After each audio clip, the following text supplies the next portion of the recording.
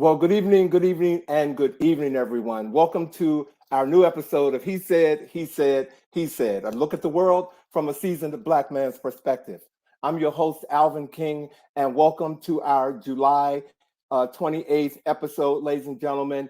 We are so happy that you are joining us tonight because we have an exciting show for you. Our special guest tonight, ladies and gentlemen, is Robert Jones Jr. He is the New York Times best-selling author, and he's here tonight to talk about his latest novel, The Prophets. And we are, again, very, very excited to have him here. I am holding my book right here. This is a must-read book for the summer, ladies and gentlemen. Okay, I'm going to put my book down because we're going to talk more about it, but this book is amazing, and you got to get it. Whoa, okay. Is it hot enough for you? All right. It is 100 degrees almost in DC, and it is feeling it. My poor plants are going through, a major beating, and it literally feels like a Spike Lee movie outside of my house when I go outside. I have not been outside but once today, and after the show, I'm not going out. I'm not going out for the rest of the day. But please do me a favor and stay hydrated, everybody. Drink your water. And while I have you and talking about health and self-care, COVID is real, ladies and gentlemen. COVID hasn't gone anywhere. I've been talking to a lot of people who know people who are getting COVID. So if you get the opportunity, go and get I don't know if it's the third, the fourth, or fifth. I don't know what booster it is, but they are available. So go and get it. I want to use this platform to let you all know that you got to take care of yourself, and you have been warned. Okay. All right. Here in our city this week, the White House, they designated the Emmett Till and Mamie Till Mobley National Monument. Yesterday, on what would have been Emmett Till's 82nd birthday, President Biden signed a proclamation establishing the Emmett Till and Mamie Till Mobley National Monument in Mississippi and Illinois. The new national monument will tell the story of the events surrounding Emmett Till's murder, their significance in the civil rights movement and the American history, and the broader story of Black oppression, survival, and bravery in America. The new national monument will be anchored at 3 historic sites in Chicago, Illinois, Summer, Mississippi, and just outside of Glendora, Mississippi.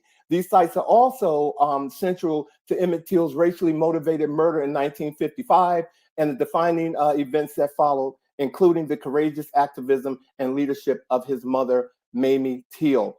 I want to say congratulations to President Biden for doing this at this time when, we need something like this, when we are experiencing a lot of folk trying to basically erase history, ladies and gentlemen. It did happen. All right. Again, getting back on my health tip for you, ladies and gentlemen, for those of you who don't know, Bronny James, he is recovering from a cardiac arrest, and he was released from the hospital on yesterday.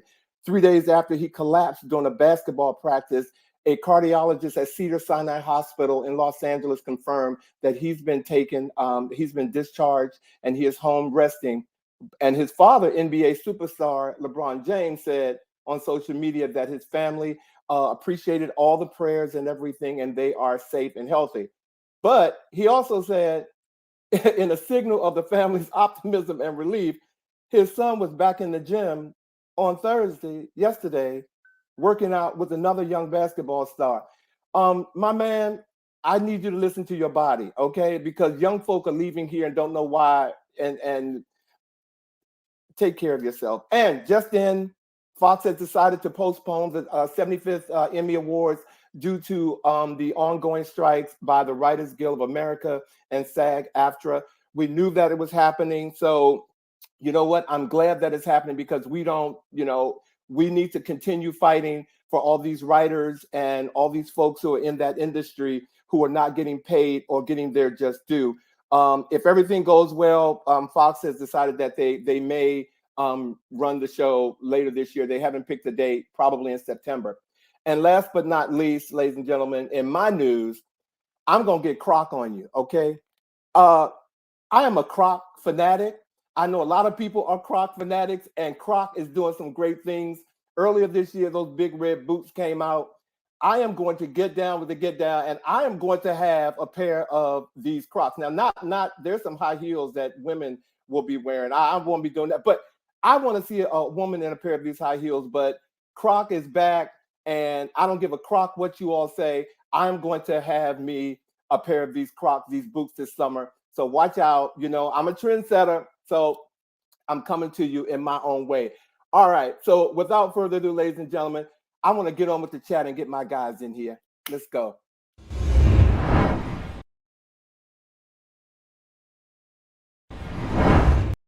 Those things are ugly. Which ones? Pick one. I mean, you know, there was a bunch of shoes that came up. Pick a pair. I like the boots. Ugly. I like the boots because I'm a Croc guy too, Alvin. I'm so a Croc again, guy. Whenever we think about that one, we have to take it with a grain of salt. Right. He's just crocked out. He's not worth a crock. So that's why he doesn't. I don't give a crock. Okay, he don't give a crock. Okay. You have Croc to on. into the Croc You know world. what? If Croc works for you, you work it. That's all I say. Own your Crocism and work it. Have you ever worn a pair of Crocs? Do I look like I've ever worn a pair of Crocs? That would be a no. No. Whoa. I would say no. I would say that you're not a Croc lover. You're probably like those Jesus shoes. What do you call those Jesus shoes with the big old Birkenstocks? Birkenstocks. You probably like those. You look like a Birkenstock guy. You look like you have Birkenstock toes. You do. Okay. You know, you're wrong. Y'all wrong. Let me say hello to some of these folks who are up in here. Shannon, Shannon, you hear all this banter? Shannon, welcome to the show tonight. Monica, how you doing? Give my love to Oscar. Too much. Wait a minute. You're too much for me. I think that's JJ. Hey, JJ. And we got Blue. And who else is here? Who else is here? Tammy. Tammy's here. Hey, everybody. Thanks for tuning in this evening. Hey, guys. Welcome to the show. Wear your Crocs if you like them. I just... Bobby, I didn't mean anything about your toes. Yes, you did. Yes, you did. I think your toes. I love your toes. I think. Have you seen my toes? You know what? It's a little TMI getting ready to interrupt in this room, and I don't think you know what's going on, Q. I don't know if we want that. But Q likes toes though. I'm that's much too much information. But Q likes toes. So did my little brother Q. He's a toe lover. He likes good feet. That's all I can say. This is called frozen lips. TMI says Blue. Just TMI. TMI. Well, since we're talking about what we're watching, yes. The talk of the times now, everybody is watching Survival of the Thickest right now. Come on with it. It is. Vash, have you had a chance to look at it yet? Because I know I've been kidding Bobby up about it. Have you had a chance? I tried to watch a couple of episodes. I got to episode 2, and I love everybody who they are bringing onto the show. It is the niggerati of everything, right? I just don't. I didn't laugh once. The what? I'm like, wait, the what? The what? You've got Peppermint. I was happy to see Peppermint from RuPaul's Drag Race, transgender actress. You've got Sasha. You've got the woman who, what's her name, from the Real Housewives of, Tasha's on, but the Real Housewives of Beverly Hills. We got Garcelle Bouvier. Garcelle. Yeah. I mean, like every person, you know, it's one of those shows where they've got all the cool hip Black people that, you know, are in. I just didn't laugh once. It's too, like, it's not for me, but we've already talked about the criteria that I have for the shows that I will and will not watch. Mm-hmm. So it's just not for me, but y'all will like, look, it's all the people that you know that you would want to see. You want them to succeed. I love that you guys love the show. It is not for me. Well, thank you. Well, I'm going to put my Crocs on and just walk out. You know what? I'm just going to say it's not for Crocs. I'm going to say that is a piece of TV that hopefully you will come around to when you look at it on one of those days and you just all of a sudden it hits, you know, like a good song. You know, sometimes you hear a song because, you know, I blast Beyonce's album, didn't I? I mean, I blasted Renaissance and had to pull it off the internet. Hey, Sean. But you know what I'm saying? You have to listen to it or look at it twice. So, but I mean, this show covers so much ground in different areas of life that I was not expecting. And the lead actress, actually, what's her name? Michelle Buteau. Buteau. Mhm. One of my girlfriends have bought tickets for me to see her in October here at the Kennedy Center. She is And hilarious. I've seen her comedy on like Netflix and so forth. She is hilarious. Hey, yeah, George. it is really a good show. Like I said, they and what I'm finding as I, because I posted something on my social media, Hmm. it's such a diverse group of people who are commenting on it. I mean, it is like captured the attention of so many different people. Yep. Yeah, and so I'm so sorry, Vash, you didn't get into it because I want you to like it. I do. I know, and I tried. I really did. I was like, well, let me get through this episode because sometimes it takes 4 episodes for to really get into it. Yes. I'll try episode number 3, but I'm okay with you guys loving it. I'm okay with that. There are other shows that need my love. Thank you. Just do it before you drink wine, and I think you might, with a clear head. And I think you might. Oh, I wow. mean, I watch most TV shows that way. I only do this show this way. Okay. Hey, Rose. Hey, David. Hey, Sean. Hey, George. There's only one show I have to drink to get through. That would be our show. First of all, I want to thank everybody who's online right now because our special guest has truly gotten your attention. Yeah. He has been getting, ours, and I'm telling you, he is here because I picked up a book on one of his friends' coffee table. And before I could get out of the house, I was like, give me his number. Please connect us. Do whatever you have to do. And tonight he is here, ladies and gentlemen. So if you guys are ready, I want to go ahead and get him in here because I want to talk to him about the prophets and, just there's so much to share. I don't want to give anything away. So if you guys are ready, I'm ready. I'm ready. Let's bring him in. You ready? Yes. All right. Robert Jones Jr., formerly known on social media as Son of Baldwin, is a Brooklyn-based award-winning writer. He is the author of the New York Times best-selling novel, The Prophets, which was a finalist for the 2021 National Book Award for Fiction and winner of the 2022 Publishing Triangle Edmund White Award for debut fiction. In his debut novel, The Prophets, Robert ambitiously reimagines a past in the antebellum American South and pre-colonial Africa in which Black queer lives are foregrounded. At the center of The Prophets is a love story between 2 enslaved men, Samuel and Isaiah, who dare flout their owner's intended use of them by choosing to love each other instead. Ladies and gentlemen, please welcome to our He Said stage tonight, Mr. Robert Jones Jr. Hey. Hey, Robert. Alvin, Yes, Vash, Bobby, thank you so much for having me. This is such a blessing. Y'all are funny. Vash, please keep watching Survival of the Thickest because I had the same reaction. The first 2 episodes were like, yeah. And then by episode 3 and 4, I was hooked. So Okay. Thank you. After that introduction that you got and all the love and respect, I appreciate you coming here and representing for me. I'm glad you're here because none of us do it. So I'm so glad. You need to put your Crocs on. Come on now. No, Well, that I Robert, won't do. again, thank you for joining us tonight and taking time out of your schedule to be here. So I'm going to kick off the line of questioning for you tonight, my brother, because I want to hear from you. So, Robert, again, welcome to the show. If you could take a few minutes to tell us a little bit about yourself, and for those who have yet to read The Prophets, tell us a little bit about your story and the story world you have created. Sure. So I am Robert Jones Jr., a writer from Brooklyn, New York, Bed-Stuy. My husband and I live in Bed-Stuy. And I have been writing since I was 6 years old, but never really took it very seriously because I come from a blue-collar family that said, get a good job with good benefits and a pension, and writing does not do that. You could do that on the side as a hobby.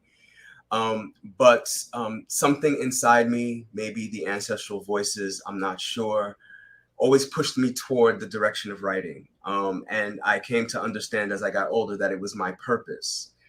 And how I began writing The Prophets was because in undergrad, I did not find any books about the subject of queer people prior to the Harlem Renaissance, Black queer people, and was specifically interested in the presence of queer people during antebellum slavery. And since Toni Morrison said, well, if you cannot find the book you wish to read, then you must write it. I said, okay, I'm going to write this book. And it took me 14 years to write The Prophets. And it published the same year that I turned 50. So for people out there who think it's too late, it's never too late. And The Prophets is the story of Samuel and Isaiah, two young men enslaved on a plantation in Mississippi during the 19th century, who fall in love and whose love reverberates through time and also alters the course of events that happen on the plantation around them. Thank you. Hey now, I mean, for real though. For real though. And ladies and gentlemen, that is our show. Welcome. Thank you. Thank you for tuning in. Please make sure you like and subscribe. Get the book, Amazon.com. Okay. No, I mean, that's so amazing. And I can't wait for us to really dive in and to explore everything and that you just said, including your marriage, the book, et cetera, et cetera, et cetera. So if you found that you had a calling for writing, when did that happen? Was there any specific thing that happened where you were like, oh, no, this is where I got to go? Two things. When I was 16, I read Terry McMillan's debut novel, Mama, and realized for the very first time that my own life, my own experiences in Black communities was a worthy subject of literary examination. But still, that wasn't the moment to put me over the top. The moment that put me over the top, I was about 31 years old, lost a job, and was about to apply for another job that was not really something that I wanted to do, but it was basically to pay the bills. When I saw an episode of the Oprah Winfrey Show, and she had this expert on there that said, you know what your purpose is. It's the thing that you do so well and you've been avoiding your whole life because you're afraid of failure. But what you need to do is just think about the next step you need to take to fulfill this dream, this purpose, not the last step because it's going to seem too daunting. So I said, okay, the next step. And that's when I realized what the next step was, to go back to college and get my degree in writing. I knew right then, when I got back into school, was reading all of these wonderful authors like James Baldwin and Toni Morrison and Gloria Naylor and Alice Walker and so on and so forth, that the feeling that I got inside, the inspiration that I got to write continually into the midnight hour, that was the moment when I realized this is my purpose and I have to pursue it. Wow. I just want to let you know that I actually was in an interview with Toni Morrison and I asked her a question about her book. And she said, well, sweetie, if you want to read that, you should write that. So I'm just letting you know that what you said about her is 100% true. So who were your inspirations then as you were growing up and or deciding to write? The first sort of my origin story for wanting to write was my father buying me at the age of 4 a Wonder Woman comic book. And I was so fascinated by her powers, her abilities, her deflecting bullets with her bracelets, throwing her tiara like a boomerang, lasso that could tell the truth, invisible plane, and living on an island of all these women who wanted to make the world a better place. I was so inspired by that idea that at age 6, I started writing Wonder Woman stories with me as her sidekick. So I would have to say that my father and Wonder Woman were my initial inspirations. Oh my gosh, Linda Carter is smiling somewhere. As a sidekick, did you have a nickname? Like, what was your name?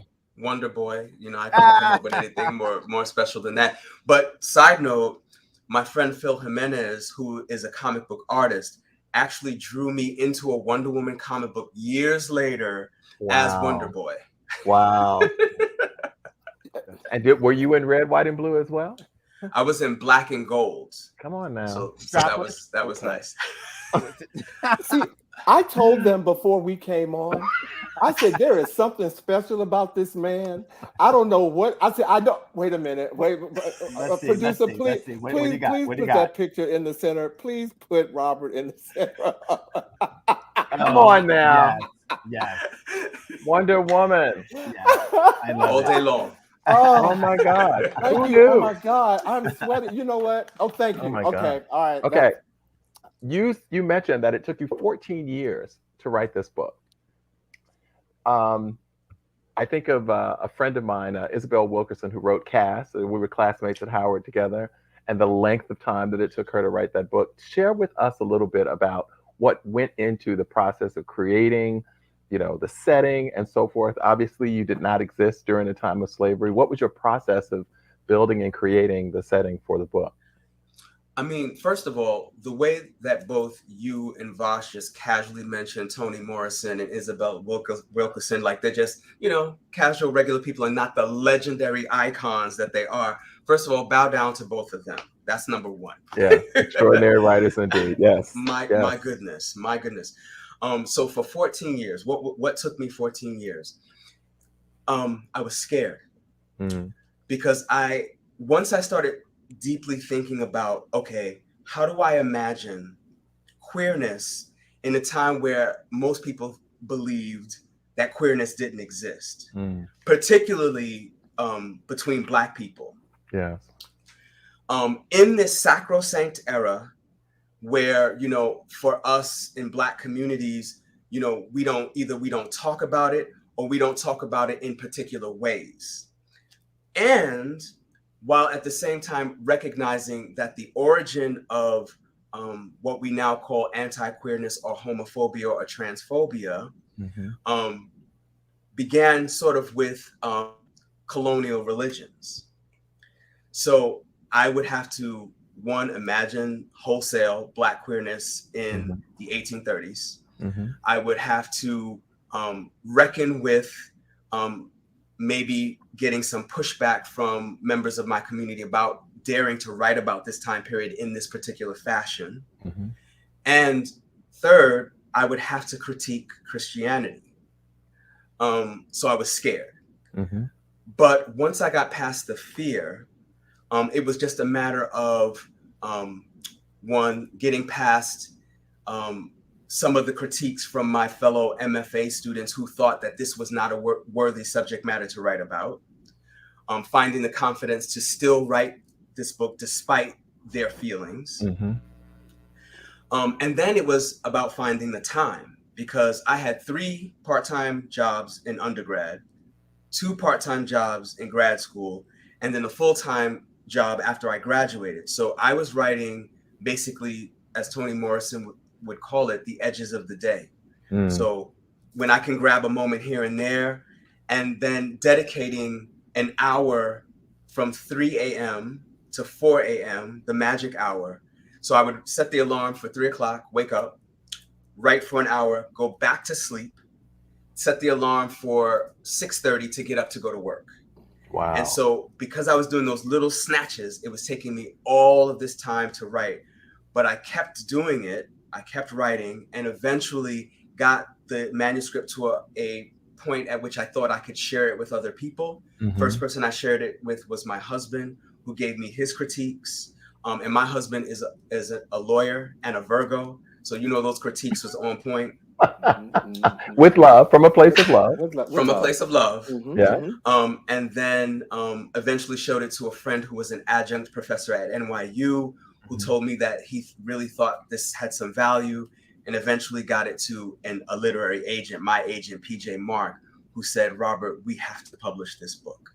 Wow. So that was 14 years. Was that 3 to 4 o'clock hour chosen because of the quietness? Because I studied when I was in school. I was a bit of a night owl because of the fact that the rest of the world was quiet. I think I was able to focus on it. But 3 o'clock in the morning, I don't know. See, the Roberts know. That is the most. That's the most quiet time. Did you hear that, Vash and Alvin? Did you hear that? Well, you don't have to worry about me. I'm never calling you at 3 o'clock, so you don't have to worry about it. So if I call you, he said the Roberts no is what I want you to know. Oh, I'm sorry. Okay, that's what I was saying.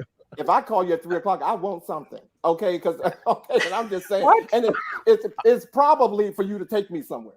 But you were saying, Robert, that it was the quiet that drew me to that particular period, the magic hour, where the world is so still and so quiet that the voices that you need to hear can reach you.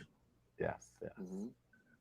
Well, so you're saying that the Roberts have a lot of voices in their head other times, which explains a lot. Robert means the meaning of Robert is bright fame. So don't mess with us. Bright. Okay, bright remember these squares are only so big. So heads can expand. We can't make these squares larger. What is that big bright thing in Bobby's square? Lord Jesus, Lord, have mercy. You know, Robert, you touched on while you were going through what you went through in the 14 years of creating the novel. Are there any specific challenges that you faced? Because this book, first of all, writing about queer love during this era, you know, and I'm just going to say, Black folks, we got a problem with slavery. You know, when it comes to slavery, and then you throw religion up in there too. Yeah. You know how Black folks like there was no gay slaves, and you know, no. Did you? Is that how they sound when they said that though? They did in where I live. Come on over here if you want. But no, I know. Were there any specific challenges, Robert, that you faced that you could share with us that almost kind of made you say or question whether or not you were doing the right thing? The most prominent challenge was the fact that I didn't know if I had the skill to pull this off. I was constantly doubting my own ability to do this, not realizing that writing is an art form where you are always a better writer today than you were yesterday. You're never as good a writer today as you will be tomorrow. Okay. So the key is always revision. And you know, it'll never be finished enough for you as the artist because you're always striving for perfection. Yeah. But it will be finished enough such that you can release something that you can be proud of. So the biggest obstacle for me was insecurity and doubt about my own ability. The second was, if I write this, will I encounter anti-Blackness and anti-queerness from the general public? And do I wanna set myself up as a target for those things? So that was a deep fear. And then the other obstacle, as I was previously mentioning, was time. I never had enough time. And I always had to really try to make the time to commit to this and not let my full-time job or my personal responsibilities get in the way of what I said I was setting out to do. I had to make that promise to myself that I would never give this up. And so I never did. Wow. Thank you. Wow. That's real talk. If I could just interject, the book is really, truly amazing, beautifully written. It's an amazing journey. And if you go to our link tree, linktr.ee, he said live, go to our our blog, our website, and there are links to go and buy this book. I really, truly, truly want you guys to do that because you really do need to read this book. Thank you. You mentioned a bit earlier the whole 3 to 4 magical time, the magic hour for you and so forth. And a lot of writers talk about the perfect setting that evokes their creative spirit, if you will. Other than the 3 or 4 o'clock hour, are there other things that you need to have in place to be your best creative self? Yes, I need to have nature I need to be able to like go out for a walk and just take in people, places, and things, trees and sun, animals and birds, flowers. You know, I need to be able to experience the physical world in a way in which I could acknowledge its beauty, such that I can remember it and render it on the page so that my characters live in a place that feels real. So I really need to be engaged with the outside environment. The other thing I need to have is support. I need for my friends and my family and anyone who loves me to know that I need time and space, that I'm not shunning you, but as an artist, I have to kind of go into my own little world in order to bring this forth. So I need understanding from the people who are closest to me. And I also need the ancestors, the ones who came before me, who risked life and limb so that I could be here in 2023 as a writer, because, you know, it was illegal for them to read and write. Absolutely. By threat of punishment or death. Or death, yeah.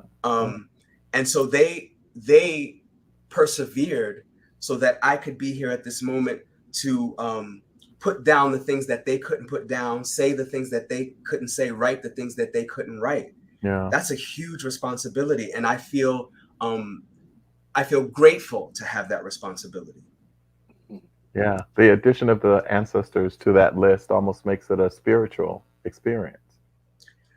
In very many ways, it is. In very many ways, it is a spiritual experience. It feels that way sometimes in the book. When I'm reading through it, there are whole passages that I don't remember writing, because there were moments when I was writing that it felt like something else was taking over, and I was just the conduit. So, indeed. That's not late night writing. That's what you said. You said that. Yeah, the magic hour. Yeah, the magic hour. Well, I'm gonna dive into the book right now, and Robert, I want to talk about Samuel and Isaiah, or have you talk about Samuel and Isaiah, who are the main characters in the prophets. First of all, my visuals of Samuel and Isaiah, you kind of worked me. I had to go back. I had to keep. It was so quiet in my house. I thought Samuel and Isaiah was going to come out of a room, okay? Because you had me in that place. But of those two characters, which of the two were the most challenging, or I don't want to use challenging, or were most fun, or the easiest, however you want to define it? Tell us how you went about creating these two characters. Well, using Baldwin and James Earl Hardy and Elin Harris and other Black queer men who came before me, watching how they built relationships, how they had two Black men in love and were intentional about two Black men being in love. I knew I wanted to start there. The other thing I wanted to do was ensure that it wasn't this thing where some non-queer people think that something bad had to happen to you in order for you to be this thing now.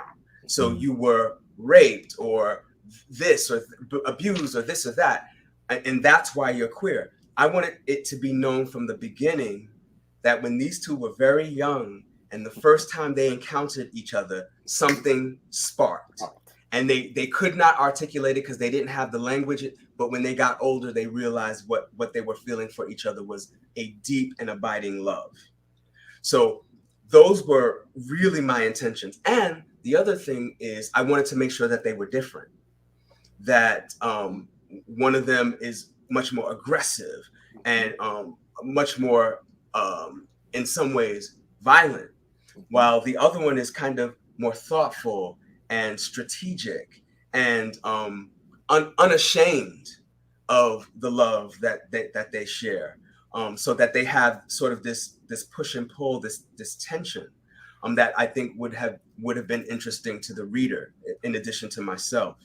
And I wanted to also make sure that I broke down some stereotypes about the aggressive one has to be the top, and the less aggressive one has to be the bottom. So in my world, that's kind of flipped, because as I see it, your sexual desires are not linked to your personality expression. It may be that way in pornography or in popular queer images in media, but that's not, it's more complex in real life. And I wanted to reflect that as well. It's often the opposite, actually. I find that more people who are usually more aggressive and in control typically are the ones that hire the dominatrices. So, I mean, to have that represented in your book was really lovely, because that's the sort of the way that I think. For those of you who needed to have the Linktree link, we have put it into the chat. So wherever you're watching, you can go to the chat and find our Linktree. It's also on the screen. Got to do a little housekeeping, because we want people to follow our stuff and subscribe, because it helps us. So, Robert, we know that LGBTQI people have been on the planet since there have been people on the planet, right? You have given your characters biblical names. What made you decide to do that? During the research process for the prophets, and the research process was exhaustive and extensive. What I kept encountering was the ways in which Christianity was weaponized to subjugate continental Africans. Other religions too, like Islam, were also likewise weaponized to justify the dehumanization and enslavement of African/Black peoples. And so one of the things that I noted was that when a European would capture an African and enslave them, the first thing they did was say, all of your old culture, all of your old languages, all of your old names are hereby erased. And now you will be subject to my point of view, my religion, my culture, my God. Yeah. And the first act of that was usually, I'm going to rename you. Mm-hmm. And they would usually rename the enslaved people Christian names from the Bible. And so I found that at once disheartening and also enlightening. And so I said, what I'm going to do in structuring this novel is I'm going to give every, or just about every enslaved character a biblical name to sort of represent that paradigm. And I'm also going to entitle some of the chapters after books of the Bible or the apocryphal books, as a way to both undermine the Christian dogma that went into enslavement, and to draw attention to the ways in which Christianity played a huge role in antebellum slavery. Brilliant. I wanted to ask you something about your dedication page, and I have it written down so I wouldn't misquote it. It says, Mother Morrison and Father Baldwin, in a list of blood relatives, the elders, whispering to me so that I too might share the testimony. You've called them, Morrison and Baldwin, your literary influences. So could you share with us how your writings, or why your writings, actually identify with these two iconic writers, and how they inspire your style and approach to writing? James Baldwin, I came to rather late in life. I had heard of Baldwin, but I didn't know very much about him at all. I didn't even know he was Black. I didn't know he was queer. I didn't know he was a writer. I didn't know he was from New York City. Iconic. Iconic. And I didn't know he was as brilliant as he was. Ahead of his time. In so many ways, yes. A prophet in the real sense. And once I got exposed to his work in my first semester going back to college as a 31-year-old, he blew my mind with just the relentless intelligence of his writing. He was just so right and said it in such perfect terms. All the truths that so many of us fight so hard to avoid. So he had a profound influence on my political sense. Mm-hmm. Toni Morrison, who I began reading a little bit later, a little Mm-hmm. after Baldwin, wowed me with the magnificence of her language. Mm-hmm. Sometimes when you read Toni Morrison, you might finish the book and be like, I don't understand a thing I just read. Because the I'm language gonna have to read it again. Yeah.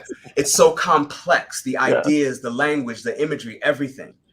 But something about it still pulled at me. And so I said, I didn't understand this the first time. I'm going to read it again. Mm-hmm. And I got it a little bit more the second time. And I said, but I still need to read it. So I read it. I read Beloved. This is Beloved I'm talking about. I read it I one figured more as time. much. I read it one more time. And then something said, boom. Mm-hmm. And the way she opened up the English language for me made it something that is inherently Black rather than inherently European. Turned it into something that can be liberatory instead of enslaving, that could be honest instead of dishonest. Mm-hmm. I said, how do I do that? And I may never learn how to be as great as Baldwin or as great as Morrison, but I will forever be chasing their extreme excellence. I applaud that, and I just want to ask very quickly. I'm sure you have seen "I Am Not Your Negro," the Yes. production, the movie on Baldwin. That I that have, is just indeed. yes, highly recommended. If you haven't seen it, listening audience, "I Am Not Your Negro" on James Baldwin. Incredible. We'll put links in our webpage, which you can find on Linktree. There he is. He said. There it is again at the bottom of your screen. There it is. So I want to touch on something that I didn't get an opportunity to be a part of, Robert. You blogged for nearly a decade under the name Son of Baldwin, inspired by Baldwin's end-of-life prayer that his work someday be recovered among the wreckage and rumble of the world he left behind. The Son of Baldwin grew into something of a branded community. And on Facebook, the Son of Baldwin's page had more than 150,000 followers, facilitating discussions about sexuality and gender and disability that are often neglected by mainstream outlets. What did creating the Son of Baldwin play in your journey of writing the Prophets? An essential one.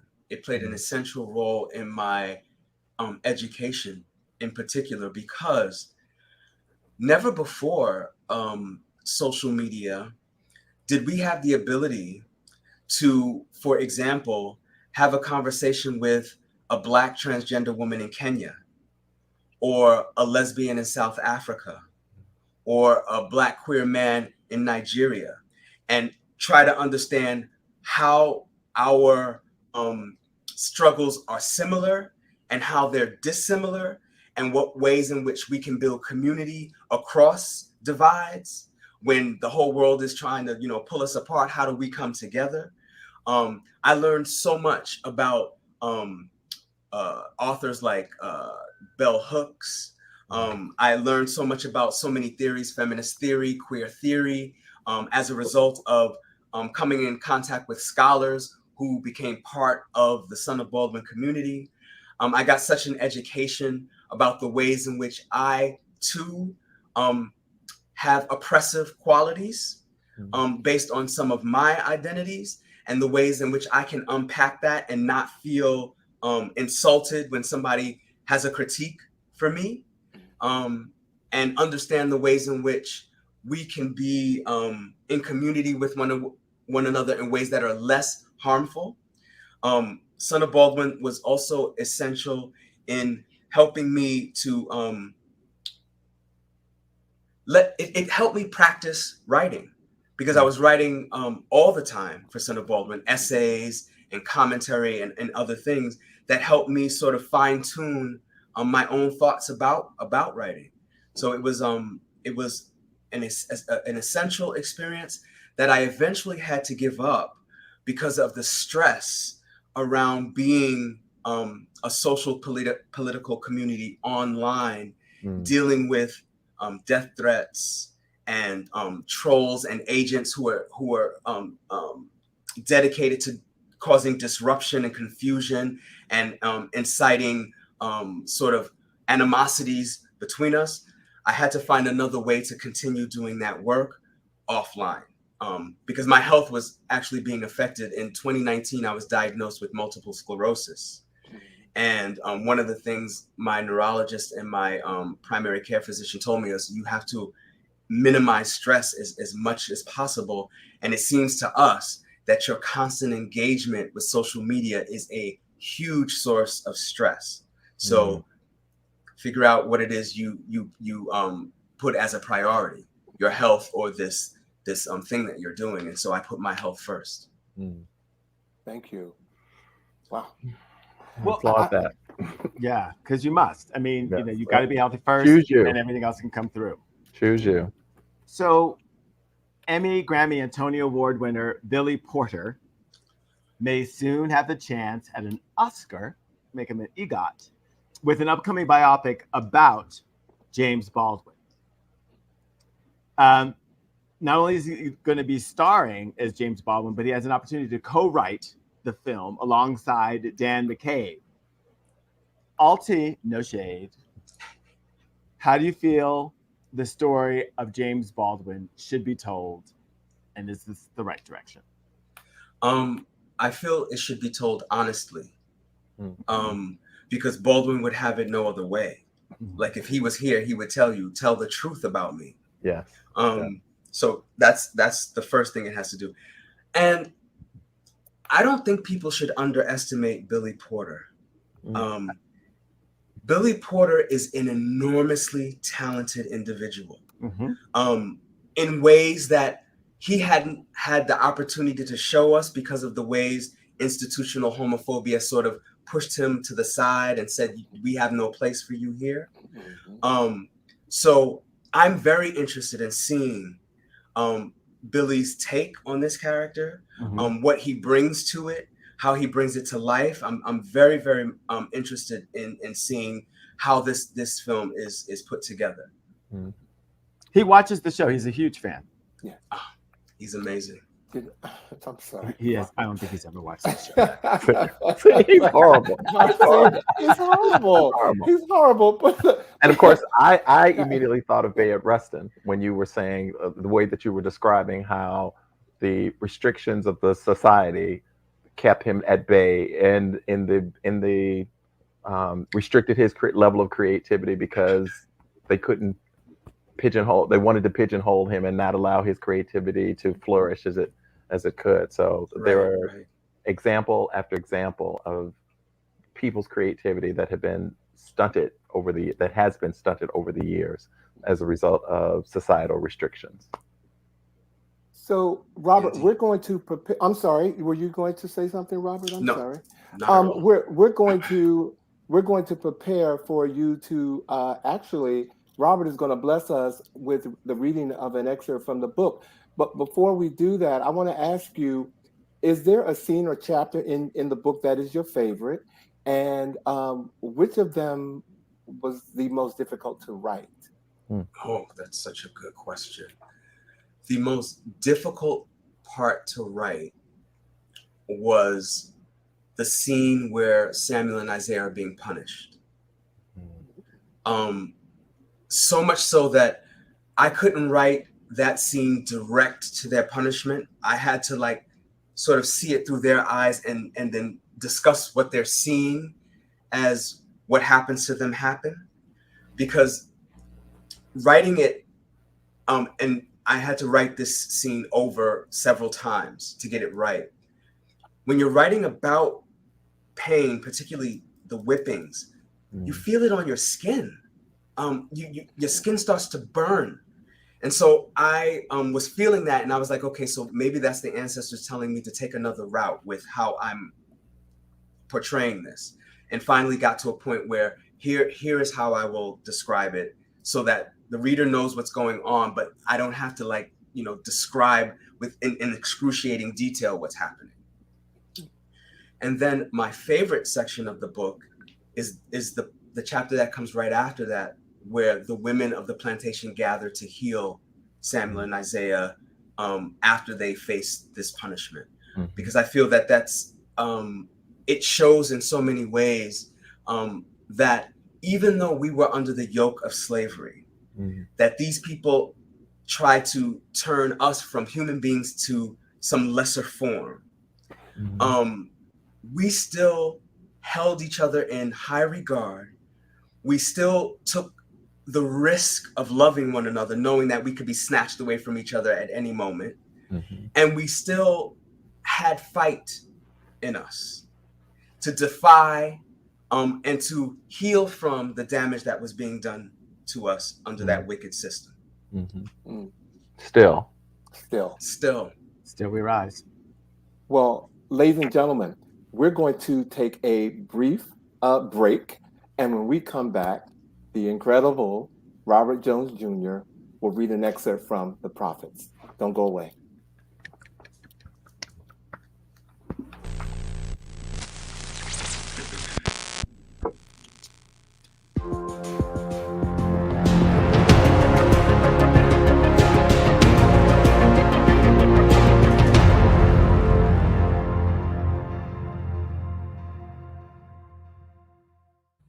Hi, this is United States Senator Cory Booker, thrilled to be able to recognize the 193rd anniversary of the Black Press of America and the 80th anniversary of the NNPA. We truly stand on the shoulders of giants.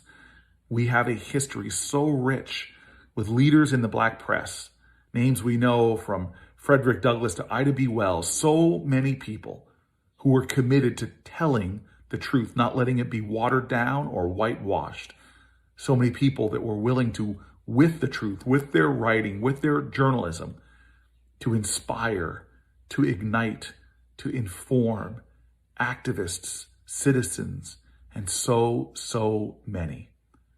Indeed, we have inherited a rich legacy, and we honor that legacy not just by recognizing it, but by continuing it, so that we may give honor to our ancestors' struggles and may give way for a better future for our children not yet born. We have work to do. May we continue to support the Black press and its essential role in the United States of America today and tomorrow. Thank you.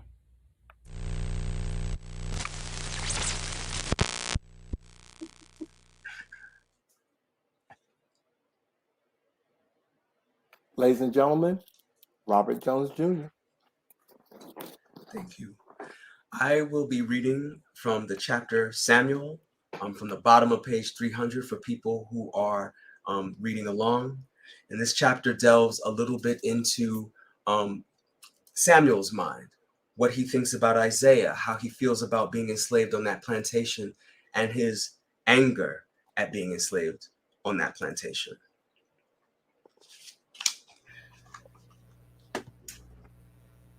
Isaiah sat down on a pile of hay. He leaned back and then immediately sat up again. He brought his knees up to his chest and hugged them. Then he rubbed his head. I get tired, he said, but I want to live. See, that was where Isaiah had faltered. To survive in this place, you had to want to die. That was the way of the world as remade by Tubab, and Samuel's list of grievances was long. They pushed people into the mud and then called them filthy. They forbade people from accessing any knowledge of the world and then called them simple. They worked people until their empty hands were twisted, bleeding, and can do no more, then called them lazy. They forced people to eat innards from troughs and then called them uncivilized. They kidnapped babies and shattered families and then called them incapable of love. They raped and lynched and cut up people into parts and then called the pieces savage. They stepped on people's throats with all their might and asked why the people couldn't breathe. And then, when people made an attempt to break the foot or cut it off, one, They screamed chaos and claimed that mass murder was the only way to restore order. They praised every daisy and then called every blackberry a stain. They bled the color from God's face, gave it a dangle between its legs, and called it holy. Then, when they were done breaking things, they pointed at the sky and called the color of the universe itself a sin. And the whole world believed them, even some of Samuel's people, especially some of Samuel's people. This was untoward and made it hard to open your heart, to feel a sense of loyalty that wasn't a strategy. It was easier to just seal yourself up and rock yourself to sleep. But Isaiah had widened him, given him another body to rely upon, made him dream that a dance wasn't merely possible, but something they could do together, would do together the minute they were free. A dreadful thing to get a man's hopes up that way. Hope made him feel chest open, unsheltered in a way that could let anything, including failure, make its home inside, become seed and take root, curl its vines around that which is vital, and squeeze until the only option was to spit up your innards before choking on them. Foolish Isaiah, but how tender his affection. When Samuel reached the big house, it was dark. There wasn't even a single candle lit. The back porch was open just like Timothy said it would be. Maggie was on a pallet in a small side room just off the porch. Her fists were tightly balled and pressed against her chest like she was ready for something. He told me to leave this door open. Why I ain't lock it, I don't know, she whispered. Samuel was only half surprised that she was still awake. He moved closer to her with his lantern, held it up in front of him. Her face was screwed into distrust. Samuel loved her for it. She would be the one he missed most. You warm, Samuel said, which made Maggie smile. I go this away? He asked, pointing toward the kitchen. You need to go that away, Maggie replied, pointing outside toward the river. You sound like Isaiah, he grunted. Sound like Isaiah got some sense. Where yon? I got sense, Miss Maggie. Just this one last thing. And then I heed you. Thank you. Hey now.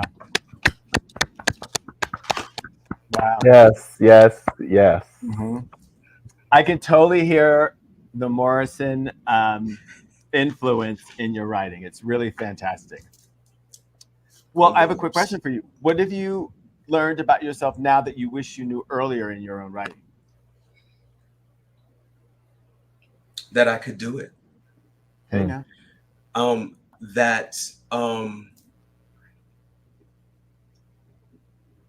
There's no shame in me saying I am a good writer.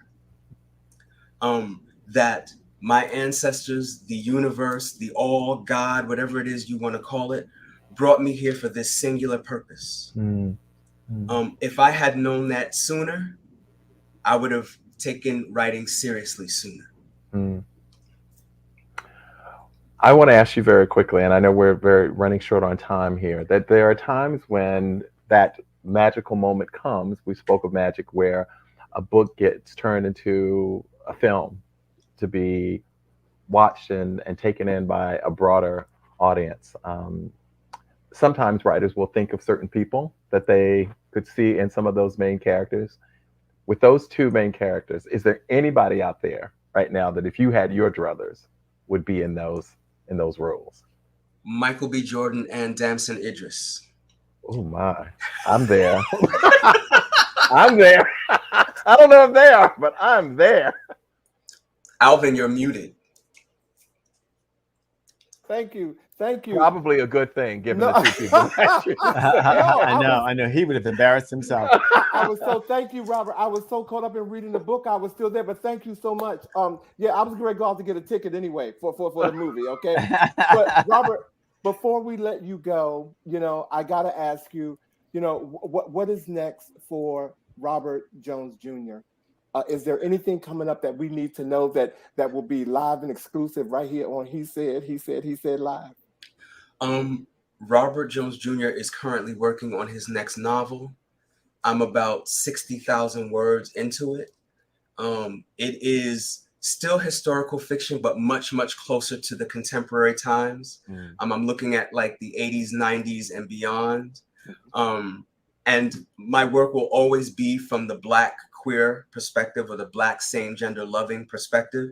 So this book too will privilege those kinds of characters. So I'm very excited about it, and I'm a better writer now than I was when I wrote The Prophet. So I'm really pleased with how this work is turning out. And also stay tuned. I can't say much about this right now, but stay tuned for The Prophet showing up in some other format, and that's kind of all I can say about that. Well, that's exciting. It's already being sold in 17 other countries. Is it 15 or 15 countries? Is it 15? Something like that? Yes. Something like that. 15 or 17 different countries. So my eyes are open. Okay. I hope you got a chance to also see the well wishes on the part of our listeners for your health also. That they are thinking of you and wishing you well. I am very grateful for everyone who came today, who sending well wishes, who are reading the book, who are moved by this conversation I'm having with these three lovely brothers. This has been the highlight of my day. This was a very challenging day, and this moment made it something of a blessing. Oh, thank you so much. Thank you. We love that you were here with us, and we love Absolutely. the time it's our honor to have you, Robert. Well, ladies and gentlemen, we are at the end of our show. Next week, Vash, Boddie, and I are doing something very special. We're having a topic-driven show, another show that's very special. We're doing a topic-driven show called Forever Friends, and we've decided to, ask our very best friend to come on the show, and we'll leave that as a surprise. But please tune in next week for Forever Friends. And before I go, I'm going to leave you with our words of the week. An arrow can only be shot by pulling it backwards. So when life is dragging you back with difficulties, it means that it's going to launch you into something great. So just focus and keep aiming. All right. Ladies and gentlemen, thank you for joining us tonight. Special thank you to Robert Jones Jr. I'm a new fan. I'm a new friend. Look, thank you for coming on the show, man. I love you, and nothing but the best for you. It was a great show that I'll be watching over and over again. So until next week. Until next week, everyone. Yeah, you heard that. Okay, yeah. Okay. In DC, God we're has spoken. thunder and lightning. Yes, yes. So until next week, everybody, stay cool, and we look forward to seeing you on the next episode of He Said. He said. He said. Thanks, Good night, everybody.